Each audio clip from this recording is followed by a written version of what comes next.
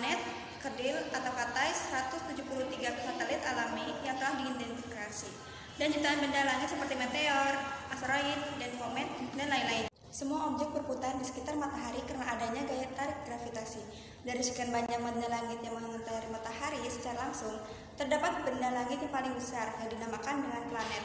Tata surya terdiri dari planet, matahari, serta benda-benda langit lainnya seperti satelit, komet, dan meteor, dan asteroid. Tata surya dipercaya terbentuk sejak 4.600 juta tahun yang lalu, yang merupakan hasil pengumpulan 5 gas debu di angkasa yang membentuk matahari dan kemudian planet-planet yang mengelilingi matahari. Terdapat 2 jenis planet, yaitu planet dalam. Planet dalam ini yang orbitnya dekat dengan matahari, yaitu Merkurius, Venus, Bumi, dan Mars. Sedangkan planet luar adalah planet yang orbitnya jauh dari matahari, yaitu Jupiter, Saturnus, Uranus, dan Neptunus. Planet memiliki periode rotasi dan revolusi. Periode rotasi adalah waktu yang diperlukan planet untuk berputar terhadap porosnya, dengan waktu 1 hari. Sedangkan periode revolusi adalah waktu yang diperlukan planet untuk mengelilingi matahari dengan orbitnya, dengan diperlukan waktu 1 tahun. Menurut paham heliosentris, terbentuknya tata surya, matahari dikelilingi oleh planet-planet dengan bentuk orbit hampir menyerupai lingkaran. Arah peredaran semua planet sama, yaitu berlawanan dengan arah jarum jam. Beberapa teori yang menjelaskan terbentuknya tata surya antara lain teori nebulae, teori planetesimal, serta teori pasang surut. Teori nebulae disebut juga teori kondensasi, merupakan salah satu teori pembentukan tata surya yang paling terkenal. Menurut teori nebulae, planet-planet dan matahari berasal dari kabut pijar yang terpilih dalam jagat raya. Karena perputaran, maka sebagian massa kabut terlepas dan membentuk gelang-gelang di sekeliling bagian utama gumpalan kabut. Teori pembentukan tata surya ada 3, yang pertama yaitu hipotesa nebula, yang diusulkan oleh Immanuel Kant pada tahun 1755. Menurut teori ini, tata surya terbentuk dari nebula yang berotasi. Nah, pada tahun 1796, Simon de Laplace mengusulkan juga bahwa planet-planet itu terbentuk dari cincin gas yang disemburkan dari ekuator matahari. Nah, yang kedua itu teori pasang surut. Teori ini tuh dipelopori oleh James dan Jeffrey. Teori ini mengatakan bahwa pada saat sebelum terbentuk sistem tata surya, kedekat suatu protobintang atau bakal matahari melintasi bintang lain yang lebih besar. Planet yang pertama yaitu planet Merkurius. Merkurius merupakan planet yang terdekat dengan matahari, yang memiliki jarak sekitar 58 juta kilometer dari matahari. Planet Merkurius ini tidak dapat dilihat hanya dengan kasat mata. Merkurius biasa bisa dilihat ketika di saat waktu fajar dan waktu senja. Merkurius adalah planet yang terkecil di antara planet yang lainnya. Planet selanjutnya adalah Venus.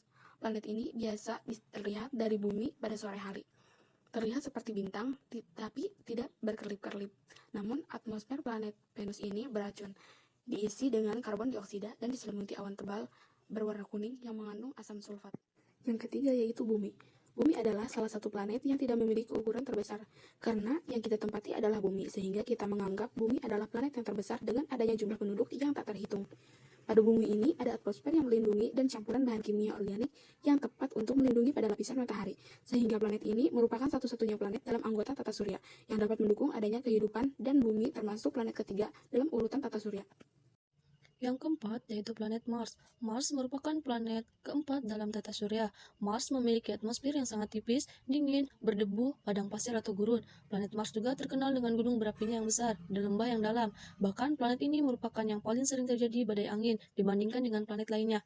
Ciri planet Mars diantaranya dijuluki sebagai planet merah karena memiliki permukaan yang berwarna kemerah-merahan karena berasal dari oksida besi. Komposisi atmosfernya diantaranya karbon dioksida, nitrogen, argon, oksigen, dan uap air. Jarak antara planet Mars dengan matahari sekitar 228 juta kilometer, 142 juta mil. Planet Mars memiliki 2 satelit, yaitu Phobos dan Deimos.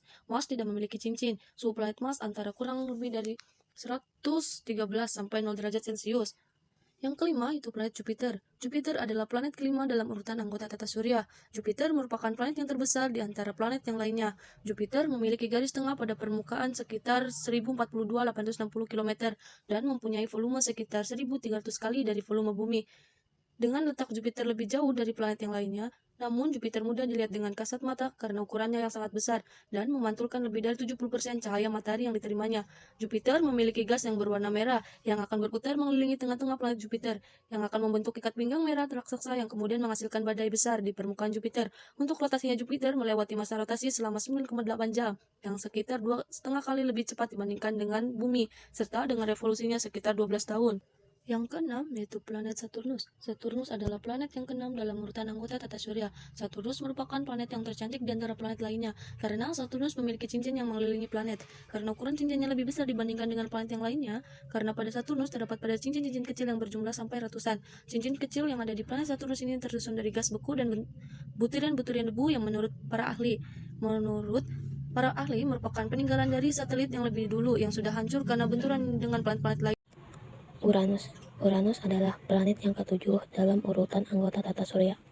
Pada planet Uranus ini sangat berbeda dengan planet lainnya, karena salah satu kutub dari planet Uranus ini menghadap ke matahari dan berotasi pada sumbu yang sebidang dengan bidang edarnya yang mengelilingi matahari.